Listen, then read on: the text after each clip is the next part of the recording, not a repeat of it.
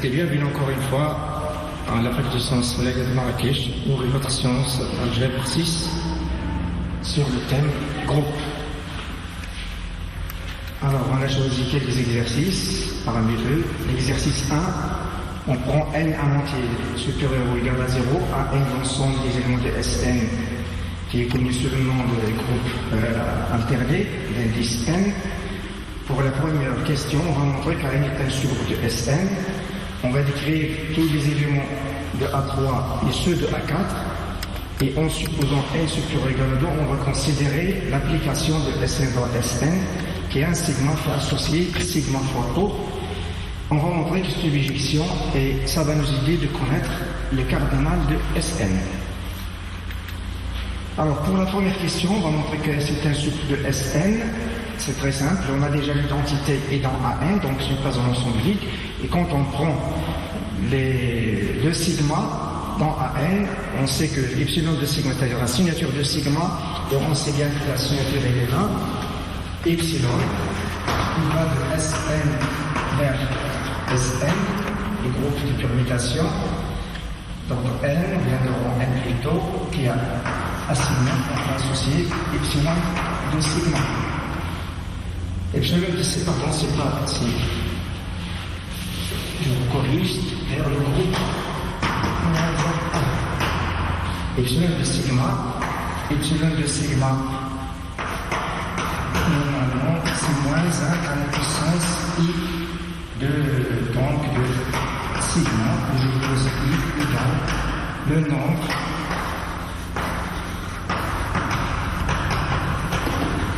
d'inversion du sigma. Le nombre d'inversion du sigma, c'est-à-dire lorsqu'I sigma, donc IJ, représente une inversion de sigma. Si I inférieur à J et sigma de I supérieur à sigma de J. Il y a d'autres façons qu'on va voir à travers l'exercice qu'on va utiliser peut-être pour calculer le epsilon de sigma. Donc ici on sait que AN c'était, on a noté aussi le AN. Le AN, on l'a noté tout à l'heure. AN c'est l'ensemble du sigma dans Sn tel que epsilon sigma égale à 1. Si le terme de epsilon c'est un homomorphisme, epsilon c'est le terme de sigma. Dans ce cas donc, epsilon de sigma sigma prime, c'est le produit des epsilons de sigma et sigma prime. Donc c'est le produit 1, c'est 1. Donc il est stable par le produit, et d'autre part, epsilon de sigma sigma moins 1, c'est le produit, c'est l'identité, donc c'est 1 par convention déjà. D'autre part, c'est epsilon sigma sigma moins 1, c'est le produit epsilon de sigma qui est égal à donc à epsilon de sigma moins 1, parce que epsilon de sigma c'est 1, donc là c'est le sigma moins 1. Et donc ici, en comparant ça et ça, ça nous donne 1. Donc, il est stable aussi par l'inversion. C'est donc un sous-groupe de Sn. Voilà, pour le voir. Les éléments de S3 sont donc l'identité, et dans A3, on cherche maintenant à décrire les éléments de A3. Les transpositions, ce sont des transpositions, donc ce sont des permutations à signature égale à moins 1, epsilon égale à moins 1. Donc ils ne sont pas dans A3. Les trois cycles, on n'en a que 2, 1, 2, 3 et 1, 3, 2. Tous les autres, ça par circulation, par permutation ou bien par une façon de circuler les 1, 2, 3. Par exemple, ici, on a 1, 2, 3 est égal à 3, 1, 2, c'est encore égal à 1, 3. À 1, 2, 3. Donc ici c'est le même cycle, quand on essaie de le revoir. Donc on a seulement 2 cycles, et donc à 3, il y a seulement 3 éléments, l'identité 1, 2, 3 et 1, 3, 2 comme cycle. Pour le A4, on va dire pour ces éléments, c'est les éléments des S4 qui sont de epsilon égal à 1, comme tout à l'heure on a calculé le tableau. Donc c'est l'identité. Puis les 4 cycles qui ne sont pas des éléments de A4, ici pourquoi les 4 cycles? Parce que, comme je l'ai dit tout à l'heure, on peut montrer donc on a si transposition égale à IG par exemple, alors vous avez l'epsilon qui égale à moins 1. Et c'est un quart cycle, un L cycle, donc L cycle, un certain delta, alors vous avez epsilon de delta, donc c'est égal à epsilon égal à moins 1 à la puissance L moins 1. Ici c'est 4, moins 1 c'est 3, donc moins 1 à la puissance 3, ça nous donne moins 1, donc les 4 cycles ne sont pas dans A4. Les 3 cycles, les 3 cycles ils sont tous là. Essayez de les décrire une fois libre. Ça nous donne donc les 1, 2, 3, 1, 3, 2, 1, 2, 4, 1, 4, 2, 1, 3, 4, 1, 4, 3, 2, 3, 4 et 2, 4, 3. C'est tous les cycles, les 3 cycles sont là, ils sont vraiment de permutation égale à 1 en appliquant moins 1 puissance 3, moins 1, c'est moins 1 carré, c'est 1. Les deux cycles ne sont pas dans A4, c'est des transpositions de signature moins 1. Les produits de deux transpositions, effectivement, on a aussi la formule qui nous donne à ce stade-là, on a aussi c'est sigma égale taux 1, taux R, avec taux I transposition. Alors, epsilon de sigma, on peut le calculer, c'est égal à moins 1 à la puissance du nombre de transpositions ici, qui est R. Donc quand on a une transposition, donc c'est 1, c'est moins 1. Et quand on a le nombre de deux transpositions, c'est 2, donc ça nous donne 1, et ce sont dans A4.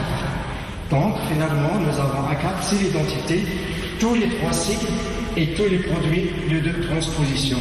Il y a exactement 12 éléments, et on sait déjà, donc après votre cours, vous savez déjà que le cardinal de A4, c'est le cardinal de S4, le factoriel.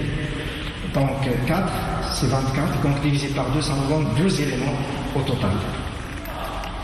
Alors, pour l'application phi de Sn dans Sn qui est sigma, sigma tau, et c'est tau, c'est une transposition, donc il est de signature égale à moins 1. On a fait phi, c'est l'identité de Sn, il suffit de le calculer. Pourquoi phi égale l'identité de Sn? Je vais le faire ici.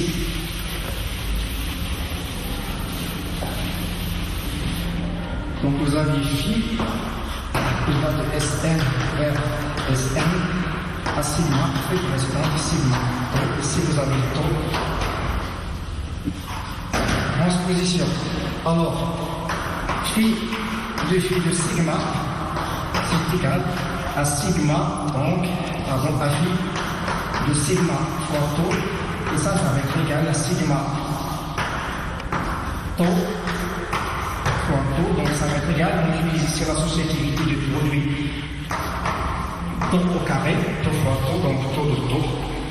Donc ici, tau au carré, c'est exactement 1, c'est l'élément de rond 2, donc ça nous donne exactement sigma. Donc ça, c'est égal à phi de sigma. Donc vous avez phi est égal à phi. On vient de le voir. Donc il est bien inversible, il est bijectif plutôt, et son inverse c'est elle-même. Voilà, phi moins 1 égale à phi, d'après tout ce qu'on vient de voir, et on a epsilon de sigma tau, c'est epsilon de sigma par epsilon de tau, et tau c'est une transposition, donc sa signature c'est moins 1, donc c'est moins signature de sigma. Donc, comme vous le remarquez, phi envoie AN sur AN moins SN moins AN. D'accord? Donc, quand je prends un élément dans AN, il est de signature 1. Quand je l'envoie là-bas, ça va être égal à moins 1. Donc, il est envoyé donc AN, c'est-à-dire les permutations de signature moins 1. Phi bijective, donc on a cardinal de AN égale la cardinal de SN moins AN.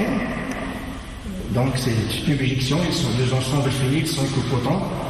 D'autre part, Sn, on sait bien qu'il est réunion disjointe de AN et des éléments de signature moins 1, il y a deux classes, on vient de parties ici, quand on travaille sur le groupe moins 1, moins 1, moins 1, 1, on a exactement deux ensembles, c'est AN qui est epsilon de sigma, ou bien le kerf de sigma, et AN, Sn moins AN, qui sont les éléments de signature négative. Donc ici, cardinal de Sn, c'est cardinal de An, puisqu'il y a l'union disjointe, c'est la somme des deux cardinaux. Et puisqu'on sait encore, d'après la béjiction, on a dit ici que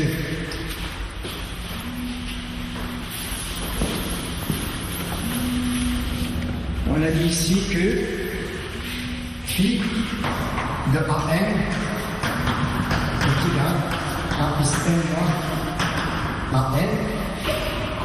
Donc ici, on a aussi, donc, c'est bijectif. Donc vous avez le cardinal de An égale cardinal de Sn moins An. Et ça, on a dit, puisqu'ils sont égaux, et puis ce cardinal de Sn, c'est égal à cardinal de An plus cardinal de C5 est égal à N, cardinal dont N c'est égal à 2, cardinal N, donc ça nous donne que cardinal. Donc ça nous donne que cardinal de N c'est égal à 2 cardinal de S de cardinal N, puisque cardinal de Sn, ici encore vous avez, on le sait déjà, on sait que cardinal Sn est égal à factoriel N, donc cela implique que cardinal de An est égal à factoriel N sur 2. Donc c'est une façon de calculer cardinal N, sachant qu'on peut encore le retrouver d'une autre façon. Ça c'est pour la question relativement à l'exercice, mais je peux encore le calculer parce que vous l'avez déjà vu en démonstration plus court. Puisqu'on a dit que phi, on a dit que epsilon est égal à Sn du groupe moins 1, qu'est-ce qu'on a ici? On a donc An, c'est l'ensemble des sigma appartenant à Sn et plus epsilon des sigma égal à 1. Donc ça c'est exactement égal à laquelle le 1, si vous me montrez ici, vous avez moins 1 par multiplication sur un groupe avec l'élément neutre à 1, donc ici c'est le Kerr qui est plus epsilon, donc automatiquement on le sait, il est 2. Donc on a ici encore, par le premier terme d'isomorphisme, on a Sn sur Kerr de Sn, Kerr de epsilon, pardon, est isomorphe, 1 moins 1, donc il est de cardinal 2. Sur Kerr, si A est plutôt, donc ici je dis juste à N est égal à 2. Ça veut dire que le cardinal de Sn sur 2 est égal à cardinal N. C'est une façon de trouver la même formule juste pour le. Voilà, donc on passe à l'exercice 2. On se donne encore un groupe, H un sous-groupe de G. On cherche à montrer que l'indice de H sur 2, comme vous voyez ici, égale à 2, alors x avec sa partie x carré est dans H. On va en déduire qu'à 4 n'admet pas de sous-groupe d'ordre 6.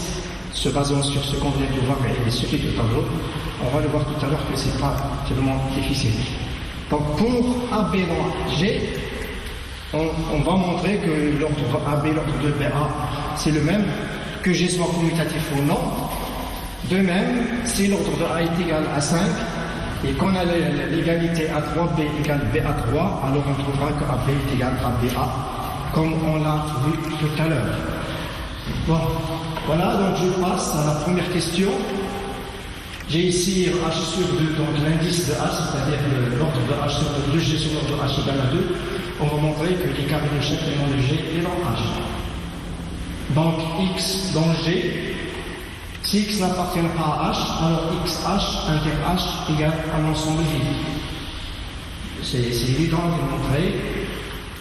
Par suite, H union XH est égal à G. On n'a que deux classes modulo ici. Quand on dit que, quand on a écrit ici que l'ordre, l'indice de G dans H, de G sous H est égal à 2, cela implique deux classes modulo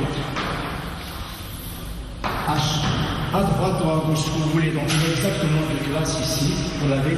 Donc c'est exactement x qui n'est pas dans H, parce qu'on sait que chaque élément dans H est contre A0, donc il appartient à H. Et puisqu'il appartient à H, on a exactement H une x H égale à G. Un, c'est H est le complémentaire de x H dans G. D'autre part, quelque chose qui est dans G moins H, vous avez x H égalé, parce qu'il y a absolument deux classes, et automatiquement dans la classe de x. Donc si x appartient à G, ici H, ici x appartient à alors x carré est dans H, effectivement, puisqu'à chaque groupe, le produit d'éléments de H reste dans H, donc x carré est dans H. Sinon, si x carré n'appartient pas à H, alors xh est égal à x carré h, d'après ce qu'on vient de voir ici, x est également dans G, donc xy est égal à, donc on a xh égale à x carré h. Ce qui entraîne que x appartient à h, et ça nous donnerait une contradiction. Pourquoi? Je simplifie ici, vous avez, donc je mets à côté ici, ça va pas être très difficile à voir. Qu'est-ce qu'on a? On aura xh égale à x carré h, donc x moins 1 xh est égal à x moins 1 xh, donc ici c'est 2, h égale à x carré, pardon, à x, ici c'est x moins, donc ça donne un xh, donc ici c'est h est égal à xh. Donc ce qu'on vient de voir, c'est que, ce qu'on donne son x carré pas dans h, on a l'égalité x égale, mais ça nous conduit à la contradiction que x est dans h. Ici, ça implique, en fait, ça implique que x appartient à h. Alors, x appartient à h, donc on aura, ou bien, donc, si x est dans h, on vient de le dire ici, que x carré aussi va être dans h, voilà. Et c'est une contradiction, donc, ce que ça veut dire nécessairement, les carrés de chaque élément est dans h, parce que s'il n'appartient pas à h, on a une contradiction. Donc, obligatoirement, x carré est dans h, voilà, on prend après simplification qui s'appartient à ce que j'ai fait au tableau, et donc ça nous donne, si x appartient à x est dans h, c'est voilà, ce qu'on cherche. Voilà. La question suivante, on va en déduire qu'à 4, se basant sur ce qu'on a vu tout à l'heure, la question précédente, la question l'exercice précédent, on va établir que A4 n'admet pas de ce groupe d'ordre 6. Voilà, si C est un 3 cycle, on peut écrire toujours C, c'est C au carré 1. Pourquoi? Parce que vous avez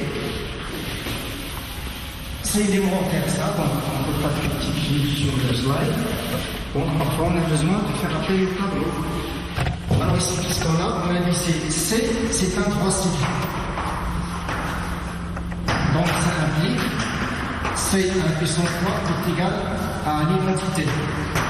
Alors C à la puissance 4, si C à la puissance 3 fois C, c'est égal à C. Mais ça c'est exact C, donc ça c'est exactement égal à C au carré. C'est 4, 2 fois 2, 4, donc ça donne C carré égal à C. Donc les 3 cycles sont décarrés, tous les 3 cycles sont décarrés. Notez bien, c'est très important pour la suite.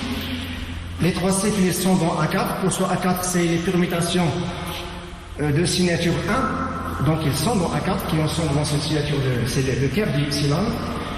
Donc tous les cycles d'ordre 6, alors je prends H1 second d'ordre 6 dans A4, donc il est d'indice 2. D'accord? Pourquoi? Parce qu'on vient de le voir tout à l'heure, A4 c'était factoriel, je vais juste revenir ici. Alors vous avez cardinal de A4, c'est égal à cardinal de S4 sur 10 va être égal à 24 sur 2 est égal à 12. Donc H, donc on a A4, H égale à 2, donc ça implique que le de H est égal à 1 de A4. Sur 2, c'est égal à 12 sur 2, et ça c'est égal à 6. Donc H est un sous-groupe d'ordre 6. Et les d'indice 2, d'après 1, H contient tous les carrés. La question 1, il contient tous les carrés. Mais ici, on a les carrés, c'est tous les cycles. Absurde. Pourquoi? Donc je vous envoie un petit instant. On a vu combien de... Si je peux revenir, donc je vais juste revenir à l'exercice précédent.